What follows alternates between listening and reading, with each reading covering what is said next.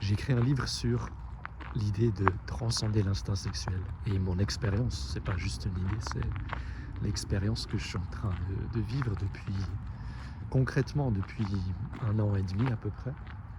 Quand j'ai décidé de... Enfin, j'ai eu une activation en fait, c'est même pas que j'ai décidé, c'est que ça avait trop duré, on va dire, cet esclavage par l'instinct sexuel. Et voilà, les habitudes compulsives. Et il fallait que ça cesse. Et voilà, je le raconte dans l'introduction de ce livre. J'ai reçu une sorte d'activation en regardant les vidéos de Yash sur la chaîne Beyond the Alchemy, qui est vraiment ma première source d'inspiration pour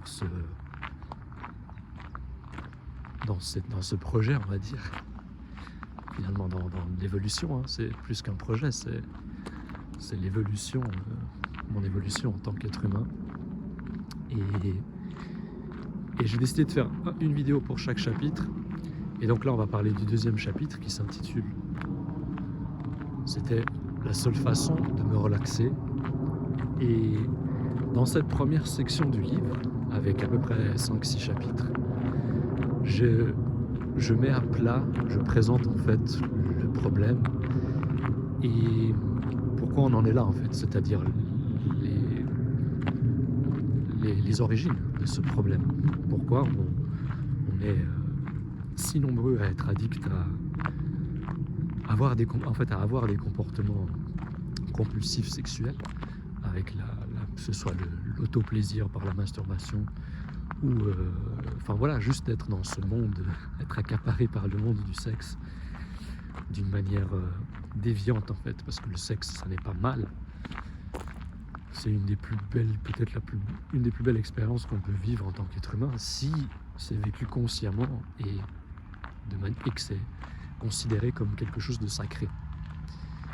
Pour ça, il faut déjà être conscient et il faut être détaché aussi de la poursuite de l'excitation et de la dopamine. Et le problème, enfin une manière de présenter le problème, c'est que le sexe, ça va pas, c'est une expérience négative, on va dire, si on l'utilise comme moyen d'excitation pour obtenir de la dopamine et pour se relaxer. Parce que c'est une fausse relaxation.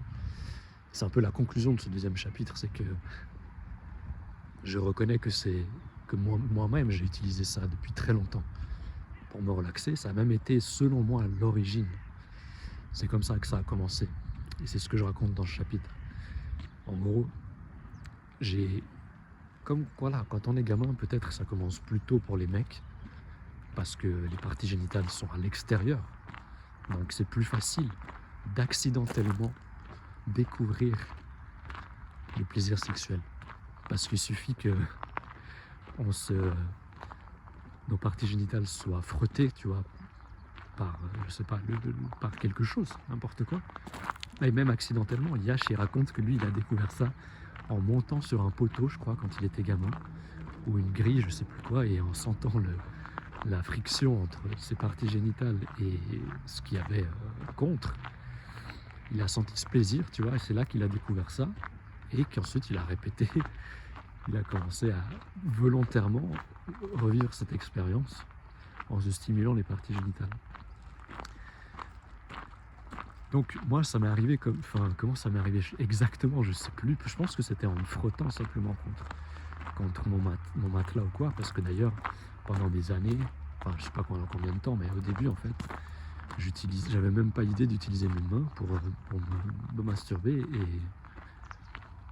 et je me frottais contre le matelas ou un coussin et je simulais l'acte sexuel en principe, parce que c'est ce que je voyais, c'est ce que j'imaginais, tu vois, en regardant ces représentations dans les films et tout.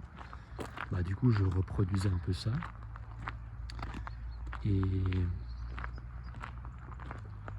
mais donc l'histoire que je me raconte aujourd'hui, c'est qu'à l'origine c'était un moyen de me relaxer et de me procurer pas seulement relaxer en fait, parce que la relaxation elle vient après l'orgasme, tu vois, mais c'était aussi le plaisir. C'était une source de plaisir intense. Et pour moi, ça venait contrebalancer la souffrance que je vivais dans ma vie, qui n'était pas une souffrance atroce, mais en fait, sur le plan émotionnel, c'était une souffrance tout à fait légitime. C'est-à-dire que, comme pour vous, je suis sûr qu'il y a beaucoup de gens qui vont se reconnaître là-dedans. Hein. Pour moi, c'est vraiment un point important à réaliser. C'est que, en gros, chez moi, j'étais pas en sécurité. Mes parents se sont mariés pour les mauvaises raisons. Ils sont restés ensemble. Voilà, toujours la même excuse, hein, que après je vais pas juger. Dans certains aspects, c'est bien. Sous d'autres, c'est pas bien, mais ils restent ensemble pour les enfants. En fait, c'est juste parce que c'est plus pratique en quelque sorte. Enfin, pour eux aussi. Je sais pas. C'est peut-être une excuse, on fait ça pour les enfants. Mais bon, bref, c'est pas le sujet. Et donc ils se marient pour les mauvaises raisons. Ils sont incapables d'amour en fait à la base. Mes parents sont incapables d'amour véritable. Hein, ils ont leur programmation humaine, biologique, on va dire, où ma mère, elle, tant bien que mal, elle m'aime à sa façon comme elle peut, tu vois, mais c'est pas un amour, c'est juste un amour très matériel en quelque sorte. Et maternelle mais automatique, tu vois. Elle n'a pas cette capacité de pur amour parce que simplement elle a été trop anxieuse, elle a grandi dans des conditions difficiles et l'anxiété ça a été voilà, la peur et l'anxiété, elle a grandi avec ça. C'était compliqué, elle n'a pas vraiment eu d'enfance, elle a dû s'occuper très tôt de ses frères et sœurs parce que sa mère travaillait, donc après elle a été travailler très jeune, ensuite elle a débarqué en Suisse très jeune, depuis le sud de l'Italie, elle avait 17 ans. C'était même illégal en fait de passer la frontière à 17 ans. Et voilà, après elle se marie avec un mec qui se marie jeune, avec un homme qui lui m'a avoué il n'y a pas longtemps, hein, mes parents ils ont la septantaine, il m'a avoué qu'il s'est marié avec ma mère parce qu'il avait peur de ne pas pouvoir s'occuper de lui. Parce qu'il avait toujours été entretenu par des femmes, sa mère, sa grand-mère. Il vivait avec sa mère et sa grand-mère en Italie. Et des sœurs, je sais plus, je crois que c'est des grandes sœurs qu'il a. Donc voilà, il a eu des sœurs pendant un moment. Et même quand il était en Suisse, c'est une de ses sœurs qui est arrivée avant lui, qui s'occupait de lui en fait. Elle habitait chez lui, je crois. Il habitait chez elle. Et elle lui faisait à manger, tout ça, tu vois. Il s'occupait probablement aussi, enfin certainement, de toutes les tâches ménagères, enfin faire la lessive, tout ça. Donc mon père, après, quand ma mère a eu le courage, je sais pas, la lucidité de finalement, en fait, voilà, quand j'étais assez grand, on va dire, j'ai une sœur de 12 ans plus âgée, mais voilà, j'étais le dernier à la maison et d'ailleurs ma sœur, elle a eu c'est là beaucoup. C'est un cas problématique aussi. Et voilà, il n'y a pas de secret, ça vient. En principe, on a pas mal de troubles qui trouvent leur cause dans les parents en fait. L'état des parents, leur déséquilibre au moment de la conception et les premières années de vie aussi. Donc bref, j'ai pas envie de raconter toute la vie, c'est pas important de raconter tous ces détails, c'est juste pour dire que ce qui est important de dire, c'est que mon père c'est quelqu'un d'assez faible finalement, tu vois, de pas très développé au niveau de la conscience, de la masculinité, etc. Et il a fait ce qu'il a pu, tu vois, je peux pas de reproches. Hein. Je suis très conscient aussi qu'ils ont fait de leur mieux et c'est tout. Dans cette vie, ils n'ont pas pu faire mieux que ça et c'est déjà pas mal. Mais ce qui est important à relever, qui ramène à pourquoi on est ensuite, en tant qu'enfant de ce genre de parents, qui grandissant dans ce genre de situation, on développe peut-être des addictions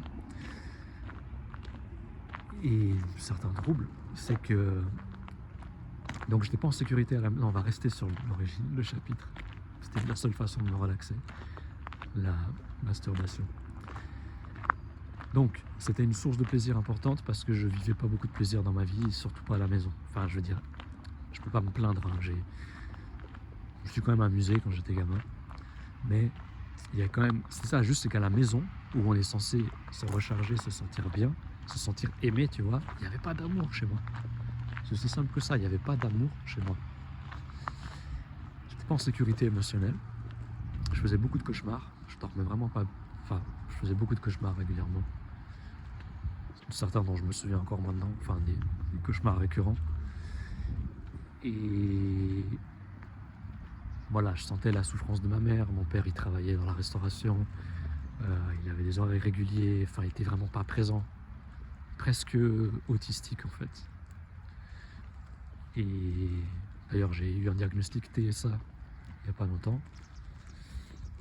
Et mais vraiment absent émotionnellement, très très peu de dialogue avec mon père, même ma mère finalement. Et ça vient sûrement de moi aussi, hein, moi qui étais assez... Après, c'est les parents qui doivent encourager ça, tu vois. Moi, quand t'es gamin, je veux dire, t'apprends via tes parents à communiquer en fait. Et moi, j'ai des problèmes peut-être à ce niveau-là émotionnel et de communication parce que mes parents n'étaient pas forts là-dedans, quoi. Et donc voilà, je compensais par le plaisir sexuel quand j'étais gamin déjà, très jeune, pour vivre plus de plaisir en fait et avoir un équilibre, tu vois, contrebalancer la souffrance et le non-plaisir, on va dire, l'insécurité émotionnelle, avec quand même un peu de plaisir, même si c'est pas la meilleure chose, mais on fait ce qu'on peut, hein. Mais après voilà, par la suite, ce qui se passe, c'est que on passe à l'adolescence. On passe à l'adolescence et ça devient... Enfin voilà, on a la libido qui se développe, on est ensuite vraiment attiré par les filles. Même si moi je sentais une attirance déjà vraiment tout petit, hein, genre à 4-5 ans. Parce que j'avais manqué, il y aura un chapitre là-dessus, j'avais manqué d'énergie féminine via ma mère. Et donc j'étais assoiffé de cette énergie féminine dès que j'étais gamin en fait. Et je la cherchais dans les jeunes filles de mon âge, tu vois. Enfin, disons que j'avais une fascination, je ne pouvais pas l'expliquer quand j'étais gamin, j'avais juste une fascination et une envie de fusionner avec le féminin, tu vois. Parce que j'avais pas vécu cette fusion avec ma mère. Et parce qu'elle n'était pas bien quand elle a la grossesse, tu vois. Elle a fait des fausses couches avant de m'avoir, donc elle avait probablement peur que moi-même je sois une autre fausse couche, tu vois, ou que j'ai des problèmes.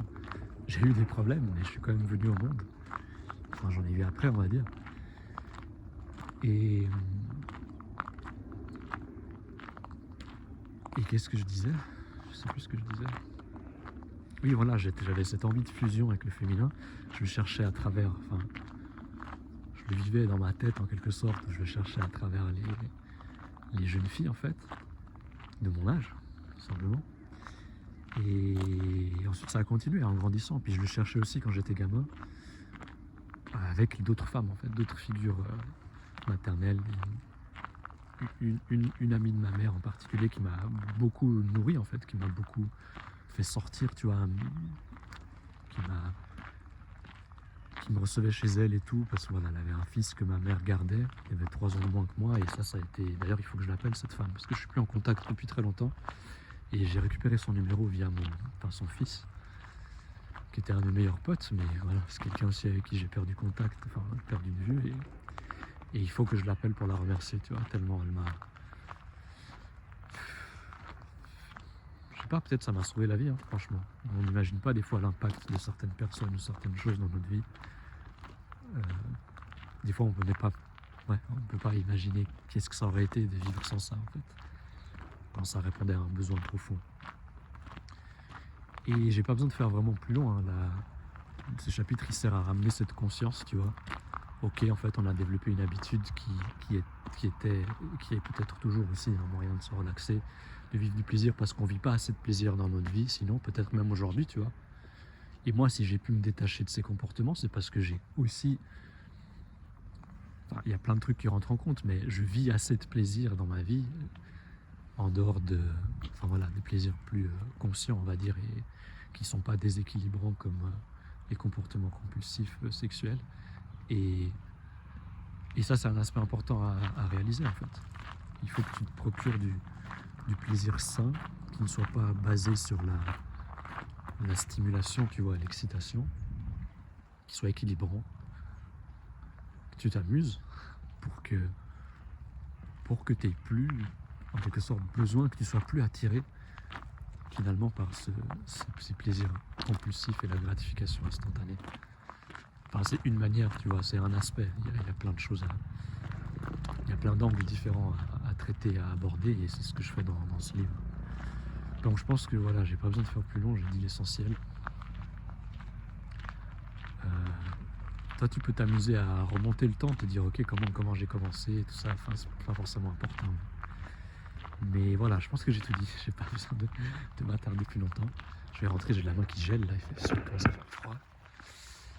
Sur ce, dis-moi ce que tu en penses. Pose tes questions. Check le lien dans la description pour te procurer le livre d'ailleurs, parce que si tu regardes cette vidéo, selon quand tu la regardes, ben, peut-être le livre est déjà sorti. Et voilà, j'offre des consultations, tu peux faire des dons si tu veux, si tu es inspiré, si ce que je partage ça t'aide pour réciproquer cette énergie. Et voilà, check les liens dans la description. Prends soin de toi et à bientôt, ciao.